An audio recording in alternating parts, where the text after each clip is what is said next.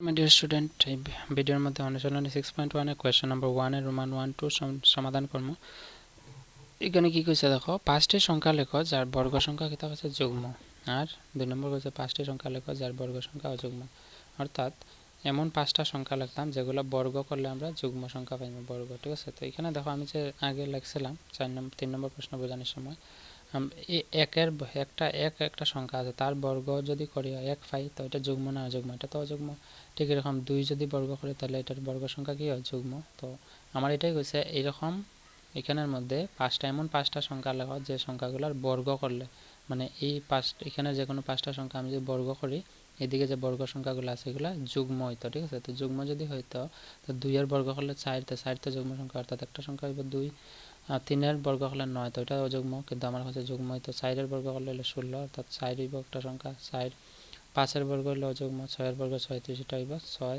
তারপর এটা হইব 7 49, 8 হইব 8, তারপরে 9, আর 10 হইব 10। কারণ এগুলো দেখো, এগুলো 10 এর বর্গ সংখ্যা যুগ্ম হয়, 8 এর বর্গ সংখ্যা যুগ্ম, 6 এর বর্গ সংখ্যা যুগ্ম, এবং 4 এর বর্গ সংখ্যা যুগ্ম, 2 এর বর্গ সংখ্যা যুগ্ম। অর্থাৎ আমি রোমান 1 দিয়ে আনসার দিয়ে লিখবো।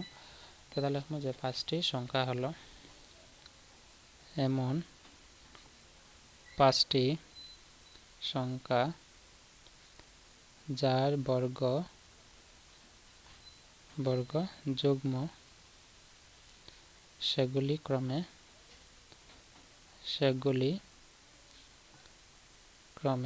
লিখতে পারবো। প্রথমটা হইব 2, 4, 6, 8 এবং 10। কারণ এই সংখ্যাগুলোর বর্গ করলে বর্গ সংখ্যাগুলো কি পাই? যুগ্ম। দেখো 10 এর বর্গ যুগ্ম হয়, 8 এর বর্গ যুগ্ম হয়, ঠিক আছে। আশা করি বুঝছো। এটা হচ্ছে রোমান 1 এর। রোমান 2 সমাধান। রোমান 2 মধ্যে কি হচ্ছে একই রকম ভাবে কইছে পাঁচটি সংখ্যা লেখো যার বর্গ অযুগ্ম। ঠিক এরকমই তার বিপরীত কইছে। এখন এই 1 নম্বরে কইছে পাঁচটা সংখ্যা যেগুলো যুগ্ম হয়। তো এখন আমরা এই সংখ্যাগুলোর মধ্যে এমন পাঁচটা সংখ্যা নেব যেগুলো বর্গ অযুগ্ম। যেমন 3 এর বর্গ দেখো অযুগ্ম হয়, অর্থাৎ 3 আইব একটা।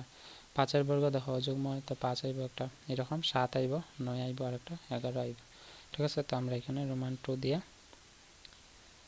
আনসার দিয়ে লিখবো এমন পাঁচটি সংখ্যা যার বর্গ অযুগ্ম, সেগুলি ক্রমে কি হইতে পারে? সেগুলি ক্রমে হইতে পারে যে প্রথম হইব 3, কারণ 3 এর সংখ্যা বর্গ সংখ্যা অযুগ্ম। তারপরে আইব 5, 5 এর বর্গ সংখ্যা অযুগ্ম। তারপরে 7, 7 এর বর্গ সংখ্যা অযুগ্ম। 9, 9 এর বর্গ সংখ্যা অযুগ্ম, এবং 11, ঠিক আছে। এটা হচ্ছে 4 নম্বর আনসার। তো 3 নম্বর সমাধান করার সময় তোমরা আমি একটা জিনিস কইছিলাম, কনসেপ্টটা আমি আরেকটু ক্লিয়ার করে দিই। ডাউট যেমন এখানে যে এককের ঘরে 0 থাকলে, বর্গ সংখ্যার এককের ঘরে 0 থাকলে এটা পূর্ণবর্গ হয়, কিন্তু এখানে আমি কইছিলাম 2 থাকলে। তো এইটা একটা কন্ডিশন। আরেকটা শর্ত আছে, আরেকটা শর্ত মনে রাখবা, যে একটা সংখ্যা পূর্ণবর্গ তখন হইব যখন এই সংখ্যার এককের ঘরে তো 0 থাকবেই, কিন্তু 0 যদি একটা থাকে তে পূর্ণবর্গ হইব, ঠিক আছে। যদি 2টা থাকে পূর্ণবর্গ হইব, যদি 3টা থাকে তে পূর্ণবর্গ হইতো না, যদি 4টা থাকে তে পূর্ণবর্গ হইব। এটা এইরকম মনে রাখো, ঠিক আছে। এই জিনিসটা আমি তোমরা 3 নম্বর সমাধান করার সময় আমি কইতে ভুলে গেছি, ঠিক আছে। তো একটা 0 থাকলে এটা পূর্ণবর্গ হইব, ঠিক আছে।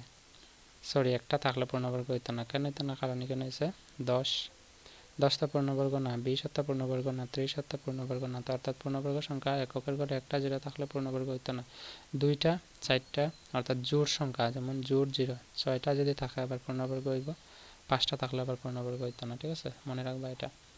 সো এটা হচ্ছে 4 নম্বরের সমাধান, এবং 3 নম্বরের সমাধান এখানে ভিডিওর মধ্যে আমি দেখাইতেছি। তোমরা যারা লেখছো না, যদি না লিখিয়া তাহলে লিখে লইবা, এবং এই কনসেপ্টটা মনে রাখবা, ঠিক আছে। 0-র ক্ষেত্রে যে পূর্ণবর্গ সংখ্যা এককের ঘরে 0 থাকলে হয়, কিন্তু কয়টা 0 থাকলে পূর্ণবর্গ হইব, এটা মনে রাখবা। So see you in the next video. Until then, keep watching, keep sharing, and take care. Bye.